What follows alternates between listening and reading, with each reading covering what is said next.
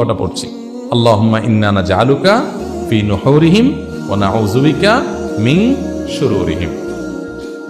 আর আরেকটা দোয়া আছে যেটা কোরআনে বর্ণিত হয়েছে, যেটা উহুদ যুদ্ধের পর গজওয়ায়ে হামরাউল আসাদের সময় মুনাফিকরা, মদিনার মুনাফিকরা মুসলমানদের মধ্যে একটা ভয় ঢুকাই দিল যে মক্কার মুশরিকরা তারা আবার সমবেত হচ্ছে এবং তোমাদেরকে সর্বগ্রাসী আক্রমণ করে শেষ করে দিবে। এমনিতে মুসলমানরা উহুদ যুদ্ধে নবী করিম সাল্লাল্লাহু আলাইহি সাল্লামের একটা গাইডলাইন থেকে একটু বোঝের ভুল থেকে সরে যাওয়ার কারণে যখন পর্যদস্ত হয়েছে, 70 জন সাহাবী শাহাদাত বরণ করেছে, অনেকে আহত হয়েছে, স্বয়ং নবী করিম সাল্লাল্লাহু আলাইহি সাল্লামের দাঁত মোবারক ভেঙেছে, রক্তাক্ত হয়েছেন, অনেক সাহাবীরা আহত হয়েছেন, অনেকে শাহাদাত বরণ করেছেন।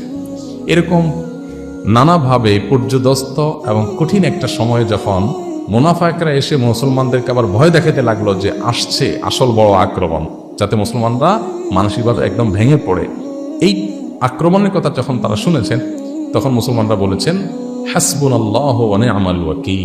কি বলেছেন? হাসবুনাল্লাহু ওয়া নি'মাল ওয়াকিল, অর্থাৎ আল্লাহ আমাদের জন্য যথেষ্ট। যেই আসুক না কেন আমাদের ক্ষতি করার জন্য আল্লাহ আমাদের জন্য যথেষ্ট, এবং তিনি সবচেয়ে উত্তম কর্মবিধায়ক। আমাদের পক্ষ থেকে যে কোনো কিছুকে করবার জন্য তিনি সর্বোত্তম প্রতিনিধি বা সর্বোত্তম কর্মবিধায়ক, সবচেয়ে উত্তম